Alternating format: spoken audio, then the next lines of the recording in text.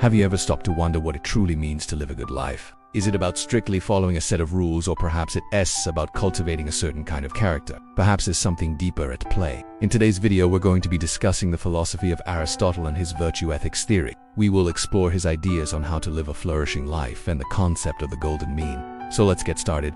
Who was Aristotle? Before delving into Aristotle's philosophy, it's important to have a brief understanding of who he was. Aristotle, born in 384 BC in Stagira, Greece, was a renowned philosopher, scientist, and he was a student of Plato, and his teachings had a profound impact on the development of Western philosophy. He tutored Alexander the Great, one of history's most famous figures. During his lifetime, he made significant contributions to various fields such as logic, physics, and ethics. His comprehensive and systematic approach to philosophy set him apart as a giant in the field. One of Aristotle's most notable works is the Nicomachean Ethics, which laid out his theory of virtue ethics. In this book, Aristotle explores the nature of virtue and how it relates to human happiness and well-being. He believed that living a virtuous life is essential for achieving which is often translated as human flourishing or living a good life. For Aristotle, eudaimonia is not merely about being happy, but it encompasses a state of complete fulfillment in living a life that is in accordance with one's true nature as a human being. He believed that humans have the capacity for rationality and self-awareness,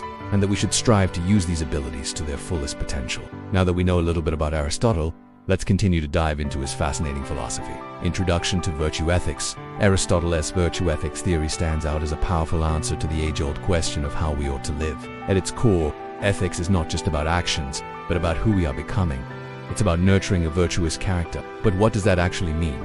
And how does it guide our daily lives? In essence, virtue ethics invites us to look inward and cultivate qualities like honesty, compassion, and courage. These virtues are not isolated traits. They form the foundation of our moral and ethical landscape. Why? Because they're the cornerstones of eudaimonia, the human flourishing. Eudaimonia is not a distant concept. It's the very essence of living a good life according to Aristotle. It's about realizing our full potential and living in harmony with our deepest values. But why is this important?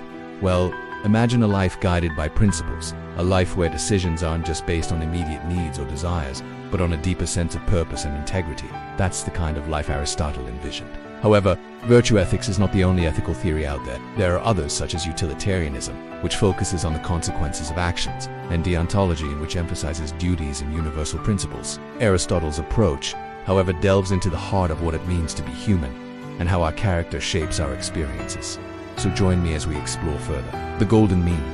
The path to virtue. At the heart of Aristotle's virtue ethics lies a simple yet profound concept known as the golden mean, or the doctrine of the mean. This principle provides a practical approach to living a virtuous life by moderation and balance. Now you might be thinking, how does one find balance in life? Well, according to Aristotle, virtue is found in the middle ground between two extremes. Let's break this down. Think of a seesaw. When it's perfectly balanced, it's stable and in equilibrium. Similarly, our actions and traits should aim for a balance between two vices. One side represents a deficiency, a lack of a particular quality. On the other side lies excess, an overindulgence in the same quality. Our goal is to find the sweet spot in between. Let's look at some examples to make this clearer. Consider the virtue of courage. On one end we have cowardice, a deficiency in bravery. On the other end we have recklessness, an excess of courage. The ideal amount of courage, according to Aristotle, lies somewhere in between. So you're not afraid of facing challenges, yet you don't recklessly engage in risky behavior without thinking it through.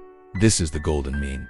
Another example is generosity. At one end, we have stinginess, a reluctance to give. At the other end, we have extravagance, where one gives excessively without considering the consequences. The virtue of generosity lies in finding the right balance between these two extremes. Similarly, temperance, which is self-control, moderation in eating and drinking, can be illustrated as a spectrum. On one end is insensibility, a lack of self-control, and on the other end is self-indulgence, an excess of gratification. The golden mean here would be the ability to enjoy pleasures in moderation, while also exercising self-control when necessary.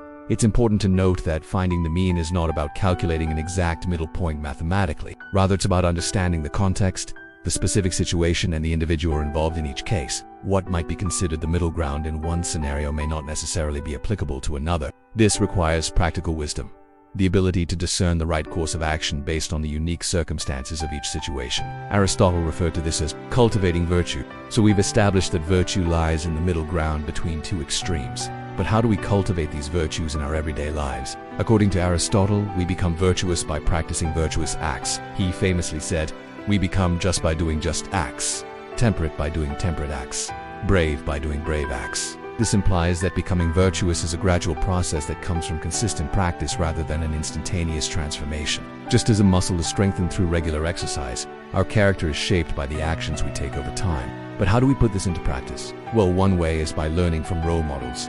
Observing and emulating the behaviors of those who embody the virtues we admire can be a powerful way to internalize these traits. Additionally, education plays a crucial role in this process. By studying and reflecting on the teachings of wise individuals, we can gain insights and guidance on how to live a virtuous life. Moreover, open and honest conversations with friends, family, and mentors can provide valuable perspectives and help us identify areas for improvement in our character. By embracing a growth mindset and actively seeking feedback, we can learn from our mistakes and grow as virtuous individuals. Remember, the journey towards a flourishing life is a continuous process of learning and refining one's character. Relevance today, a final reflection. As we bring this exploration of Aristotle's philosophy to a close, it's essential to recognize its lasting impact on our understanding of ethics and human flourishing. Aristotle's emphasis on cultivating virtuous character traits such as honesty, compassion, and courage continues to resonate deeply with many people today. In an era where ethical dilemmas abound, his teachings offer a timeless guide to living a life of integrity and purpose.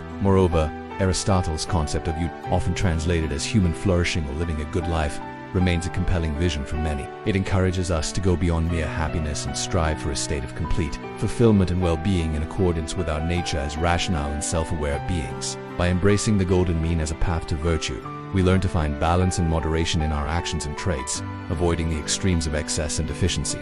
This principle provides a practical framework for making ethical decisions and living a life of integrity and wisdom. And let's not forget the significance of practical wisdom, which Aristotle referred to as fruit. In today's complex world, the ability to discern the right course of action in specific situations is more important than ever. Practical wisdom enables us to navigate ethical dilemmas and make sound judgments based on the unique circumstances of each case. If you enjoyed this video, consider subscribing to The Socratic Sense for more engaging philosophy videos. Thank you for watching. And remember, in the words of Aristotle, the whole point of being human is to become who we can become.